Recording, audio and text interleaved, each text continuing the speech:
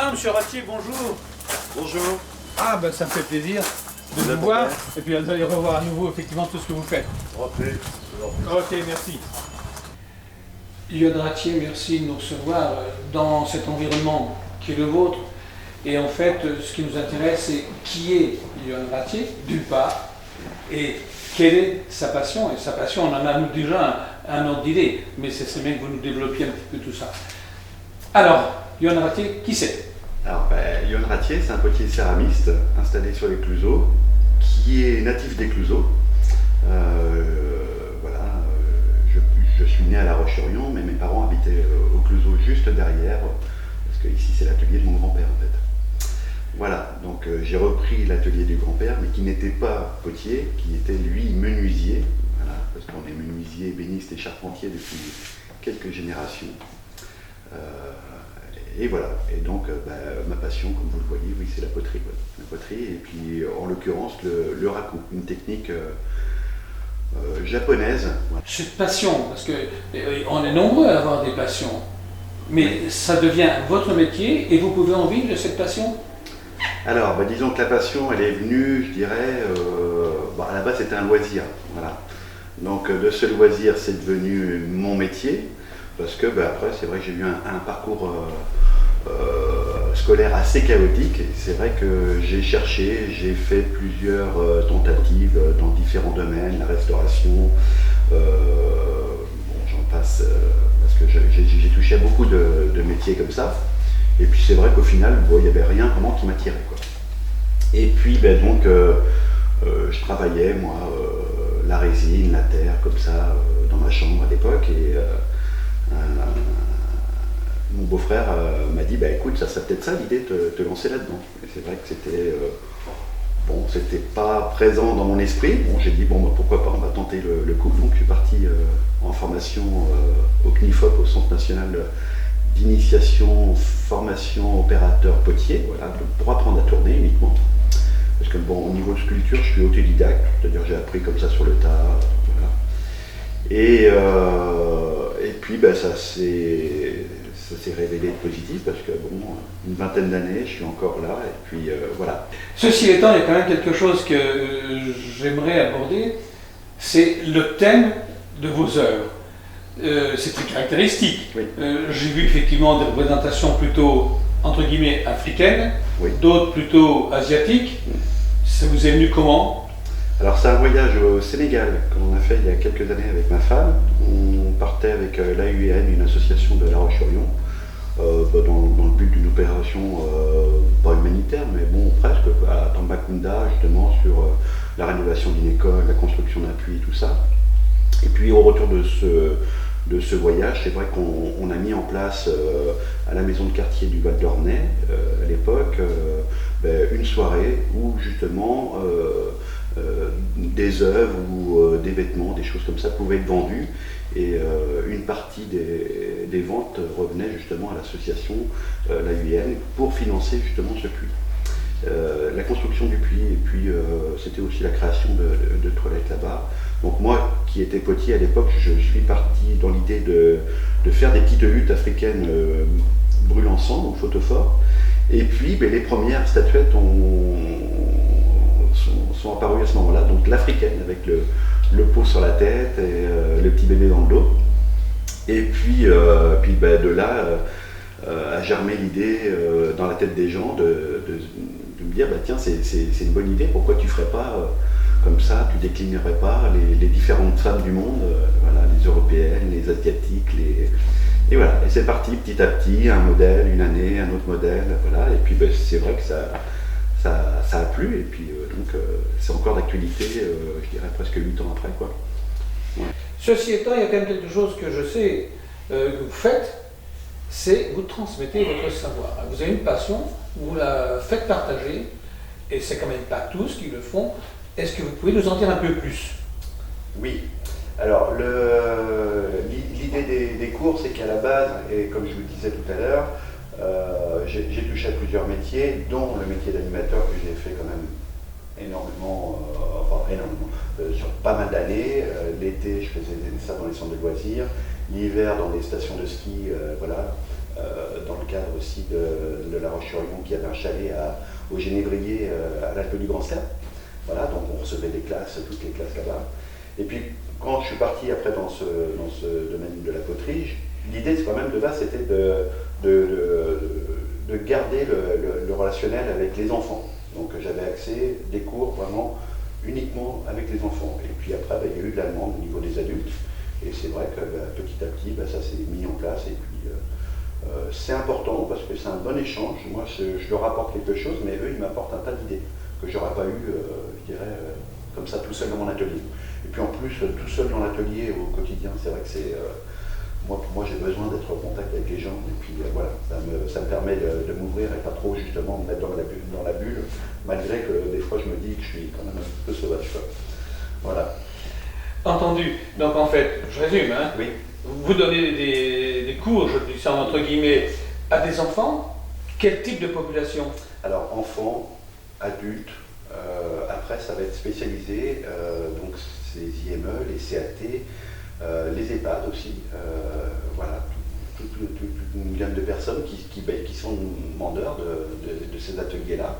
Et c'est vrai que dans le cadre de l'art-thérapie, tout ce que je fais avec les IME, les IEM et tout ça, c'est très important parce qu'ils n'ont pas forcément ces enfants-là ou les adultes et des fois la capacité, la motricité, tout ça. Et c'est vrai que c'est, d'un point de vue thérapeutique, très important pour eux. On va se faire un plaisir de découvrir justement toutes les facettes dont vous nous avez parlé. Ouais. Johan, on en a discuté. Lorsqu'on a effectivement énuméré tout ce que vous faites, il y a particulièrement la réalisation des céramiques. Pour moi, c'est essentiellement des statuettes. Et ça serait sympa qu'on vous voit à l'heure, en train de monter effectivement une statuette. Ouais. Puis vous nous expliquez quand même. Oui, pas de problème.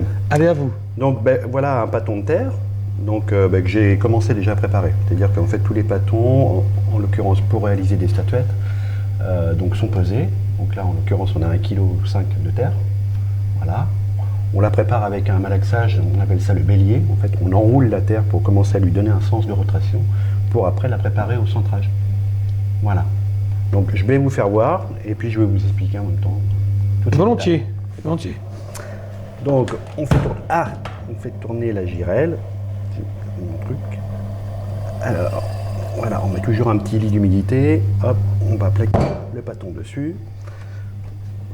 On fait un petit joint étanche. Voilà, donc là, avec de l'eau bien sûr, on va la centrer. On fait un pré-centrage d'abord. Après, on va faire ce qu'on appelle la quille, le jargon des potiers, c'est-à-dire on va monter la terre comme ça.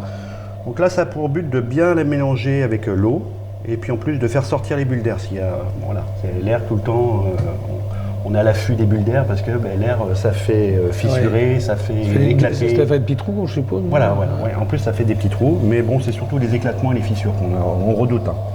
Voilà. Voilà, donc ça permet de la rendre bien homogène.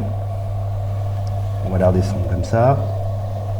Et je suppose que c'est pas n'importe quelle terre. Alors là, on a du grès chamoté. C'est propre à la production que j'ai. C'est-à-dire, pour la seconde cuisson, il y a un choc thermique. Et ce choc thermique fait que cette chamotte, cette terre-là, a des facultés de résistance. Voilà. Oui, la deuxième cuisson, c'est le raku. La deuxième cuisson, voilà, c'est la cuisson dite du raku. Dite raku. Tout à fait. Une fois qu'on a centré notre terre, donc on va commencer à percer la balle de terre. On va ouvrir celle-ci.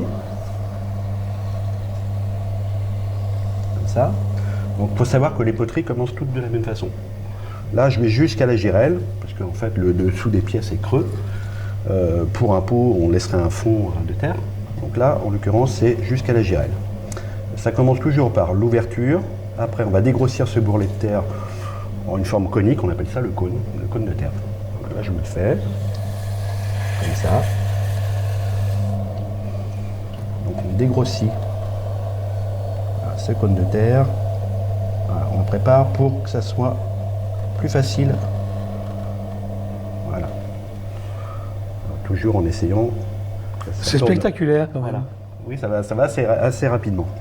Donc ensuite, une fois que le cône de terre est réalisé, on va faire la première montée de terre. Pareil pour toutes les poteries. Donc une montée de terre, après une autre montée de terre avec une mise en forme. Et puis après, la mise en forme finale, vous allez voir, donc 3 étapes. Donc, la première montée de terre. Donc là, on commence à réduire un peu le fond, le pied de la pièce. Et par voie de conséquence, l'épaisseur, je suppose. Oui. Donc on monte la terre le plus régulièrement possible pour essayer vraiment d'avoir une paroi équilibrée. Voilà. Donc là, la terre est très molle, donc c'est vrai que c'est un peu plus délicat pour moi de la monter. Voilà. Donc une deuxième montée de terre, donc on va réduire le fond, donc l'amener, je dirais, à ce qu'on veut, voilà, comme pied final. Une deuxième montée de terre pour bien tirer la terre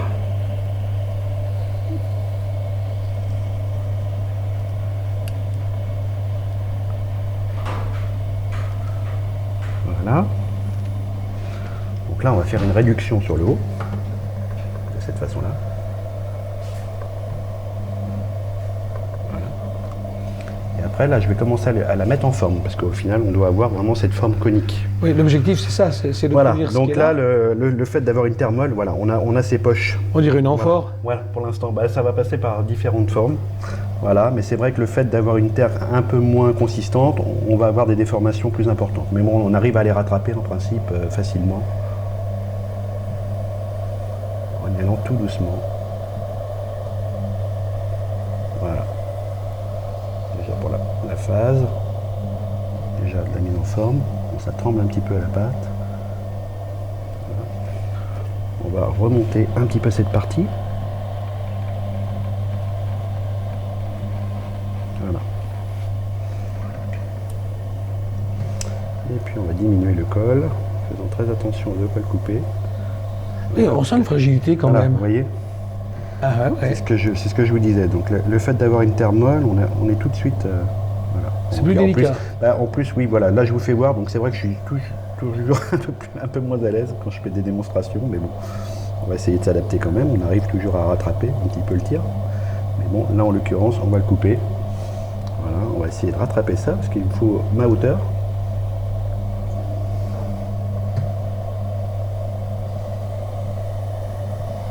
Je ne sais pas si je l'aurai. Et ça, c'est la base d'une statuette. Voilà, c'est la base d'une statuette. Effectivement, comment réaliser un cône, c'est assez spectaculaire. Mais ça, c'est la base de ce qu'on a là. Comment on passe de ça à ça. Cette jolie statuette, on n'imagine pas que c'est ce truc-là qui fasse. Oui. Alors, comment vous avez fait pour arriver à ça? Alors, en fait, partant de ce cône tourné, j'attends un petit moment pour avoir vraiment une consistance au niveau de la terre, pour pouvoir rajouter tout ce qu'on voit en fait en plus du cône, c'est-à-dire que tout ce qui est par-dessus, que ce soit les bandes, les bras, la tête, tout ça, c'est du rajout, c'est du modelage. Voilà, c'est des petites bandes que je vais couper les unes après les autres, mettre, voilà, mais avec des consistances, voilà. Des petites bandes de terre. Voilà, des Décorées impressions de dentelle. Voilà, on n'a pas roulées. l'impression, on a l'impression que c'est Oui. été sculpté dans le cône. Non, c'est Mais c'est rajouté super comme dessus. résultat. Ouais, Alors, ça, c'est superbe, en plus. Mais alors, ensuite, on en fait quoi de cette jolie petite Alors, statuette? une fois que c'est réalisé, il y a une phase de séchage pour vraiment que la pièce soit complètement sèche, donc de 3 semaines, 2 à 3 semaines. Ah, c'est pas Voilà, rien. il faut que ça soit complètement sec parce qu'en première cuisson, donc la cuisson dite du biscuit, il faut vraiment que les objets soient très très secs parce que même sec, la terre contient tout le temps un petit peu d'eau. Et cette eau, il faut la faire évacuer tout doucement. Donc on va mettre 10 à 12 heures de cuisson, donc en partant de 0 jusqu'à 1100 degrés. Voilà, avec différents paliers. 1100 degrés. 1100 degrés pour la première cuisson. 12 heures. Et oui, c'est alors vous en sortez la statuette cuite, je vais l'appeler Voilà, comme ça, voilà. et c'est ça que l'on appelle le biscuit. Voilà, quand c'est cuit, la première cuisson est faite, on a un biscuit.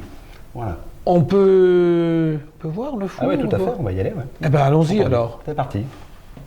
Voilà, donc là on arrive en fait dans la salle de four. Voilà, c'est l'atelier de cuisson là. Ouais, voilà, donc différents fours. Donc il y en a 3. Le dernier en date, c'est celui-là, là, pour cuire mes grandes statuettes.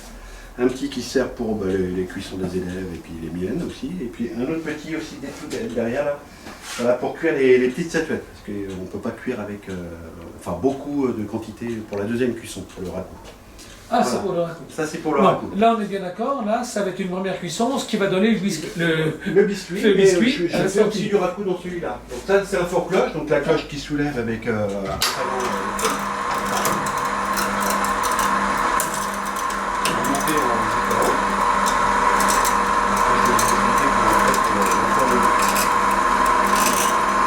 On crée les étages en fait comme ça. On met 3 piliers, parce que sur 3 piliers on a vraiment la stabilité au niveau des plaques qu'on va rajouter par-dessus. Donc on va mettre les objets qui peuvent se toucher, à la différence de la deuxième cuisson, où là avec les mailles on ne touche rien du tout. Voilà, là ça peut se toucher, il n'y a aucun problème. Donc on va empiler comme ça gentiment nos objets. C'est des gamins qui ont fait ça. Voilà, des petites huttes. C'est là, mignon, voilà. tout plein. Les petites huttes qu'on a fait, voilà, sur 2 séances. Donc les mardis après-midi, à Aubigny. Voilà, donc là, moi j'interviens toute l'année dans cette école-là, à l'école des Clous aussi. Donc voilà, on va positionner les pièces comme ça, les unes à côté des autres. Voilà, on peut même en mettre Oui, les unes éventuellement, par-dessus. oui. Voilà, hein, j'explique vraiment rapidement. Et puis après, on va composer notre four en fonction des volumes qu'on a. Donc là, des grandes quilles quand même en bas pour vraiment que ça puisse bien faire partir l'humidité. Oui, puis qu'il y ait une circulation Voilà. d'air chaud, je suppose. Donc Ouais. des plaques comme ça, on va rajouter après dessus et qui vont nous permettre petit à petit à notre plaque. Voilà, donc maintenant, une fois que c'est fait, la cloche qui est en l'air va redescendre. Oui. Hein. Et puis donc le principe c'est qu'en fait on a nos 2 brûleurs qui vont envoyer la flamme, éclater là, enrober voilà, les objets. Et puis ça va cuire en 50 minutes à peu près, 1 heure.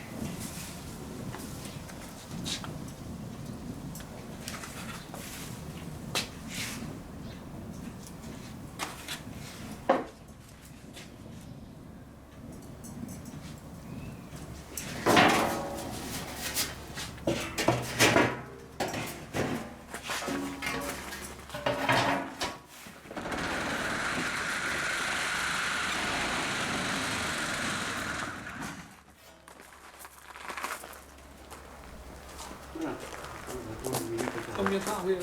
10-15 minutes. 10-15 minutes. Là, elles sont en train de cuire. Là, Dans la fumée. Elles sont en train de se fumer, voilà. Donc elles ont eu le temps de Fumer. Ah bon, bonne fumée. Tu peux te pousser, moi je me protège. Oui, oui.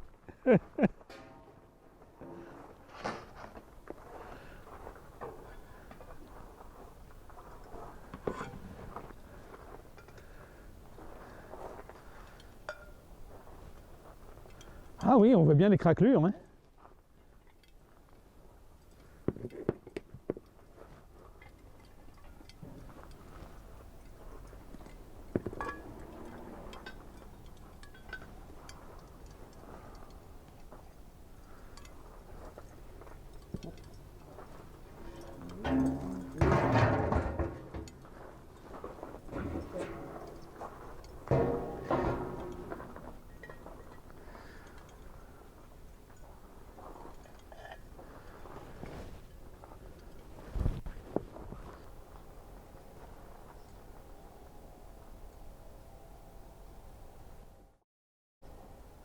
Oui, nettoyer.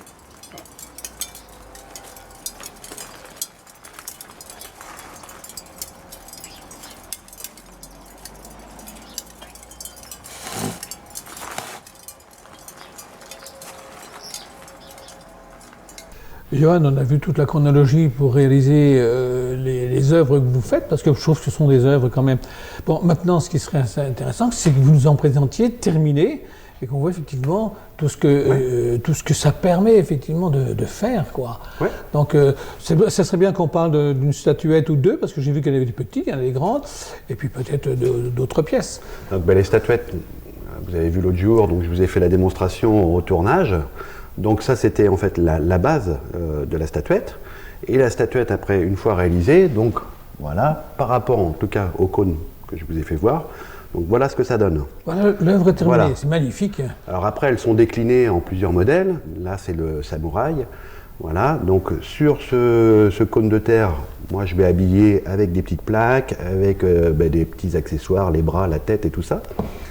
Et puis après, donc la première cuisson, comme on l'avait vu.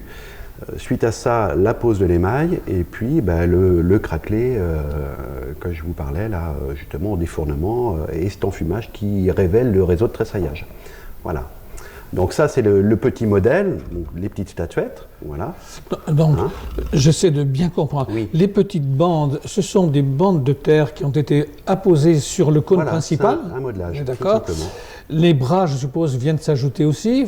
Voilà, c'est-à-dire que sur ce cône-là, on n'est pas en présence de choses sculptées, c'est vraiment du rajout, c'est-à-dire les petits éléments qui vont être rajoutés les uns après les autres et qui vont donner le modèle que vous avez devant vous. C'est de l'habillage. C'est de l'habillage, mais c'est voilà, génial. Voilà. Et donc il faut faire attention au collage pour éviter justement que le choc thermique casse. Et, voilà. Alors surtout sur des grands modèles comme celui-là. Alors là, je me permets de déplacer celle-ci. c'est la même chose, sauf que là on est vraiment sur du grand modèle. Donc plus on va avoir de la surface et plus le risque est important. C'est-à-dire que voilà. Au niveau de la cuisson. Voilà. Surtout au choc thermique, c'est-à-dire la deuxième cuisson, où là moi je sors les pièces à 920 et le choc thermique peut être fatal et le tressaillage que vous voyez en fait qui va se créer à la surface de l'émail peut aller plus en profondeur et casser le tesson. Voilà. Donc plus on a de la, de la surface de terre et le volume est gros, plus le risque est important. Voilà. Donc ça c'est risque sur une échelle de 10, je veux dire 7-8. Ah, quand même. Voilà. Et encore plus important, des coupes comme ça, où là on est plus sur de la chose plate, et plus c'est plat, et plus le risque là est, je dirais, on va dire, 9 sur 10. Voilà. Ça veut dire qu'il y a souvent de la casse alors? Ça veut dire qu'il y a souvent de la casse. C'est aussi un peu pour ça que lors de l'enfournement d'émaillage, j'ai soulevé un peu les pièces pour éviter justement qu'elles soient en contact avec la sole, pour éviter ce risque justement de choc thermique trop important. Différence de température entre le dessous et le dessus. Voilà. Il faut vraiment qu'il y ait de l'air tout autour quand le four s'ouvre. Ok. Voilà. Donc voilà, là on a 3 exemples de pièces terminées. Oui, tout à fait. Ça c'est une assiette un peu un saladier, enfin un plat coupe, plat, une coupe, ouais, des statuettes de tailles différentes, des plus classiques parce qu'elles sont moins grandes, mais il y a aussi celles-ci qui sont magnifiques. Et puis alors ensuite on les trouve dans différents coloris. C'est un peu ça. Après on peut les décliner, voilà. Et peut-être même de différentes formes aussi, parce que là c'est un samouraï, là c'est une geisha, je présume. Oui. Ouais. Et il y a aussi des africaines dans votre collection. Des africaines, il y a des porteuses d'eau, il y a des asiatiques en méditation, il y a des geishas, il y en a une multitude comme ça. Et c'est vrai que ça permet de fidéliser plus ou moins une clientèle qui est séduite par la première et qui peut en acheter une autre. Et ça donne envie de faire une collection. Voilà. Ouais, j'en doute pas. Ça a été la demande, je dirais, des clients à la base de me dire tiens, ça serait bien, parce que j'avais commencé par l'africaine, et ça serait bien de nous faire un autre modèle parce que elles sont bien. Et puis on a développé comme ça. Enfin, j'ai développé. Voilà. Eh bien, Johan, merci, parce qu'en fait, on se rend compte de la palette des réalisations que vous faites, du travail que ça nécessite, parce qu'on ne soupçonne pas. Oui, il y a du travail. Franchement. Et maintenant, il n'y a qu'une chose à dire, bonne chance et bonne réussite, parce que la réussite, je pense que, bon, vous n'êtes pas effectivement un béotien, loin de là, mais je pense que la réussite, elle est là, quoi, quand même. Oui, mais c'est tout le temps au jour le jour, on apprend toujours avec les cours, avec tout ça. Et puis, oui, on a vu ça, on a vu les élèves, effectivement. Et puis c'est vrai que grâce à des gens comme vous, ça nous permet d'être aussi un petit peu en lumière, et puis d'être valorisé, et puis de valoriser notre savoir-faire. Donc merci à vous. voilà, d'être venu dans mon atelier pour ce portrait.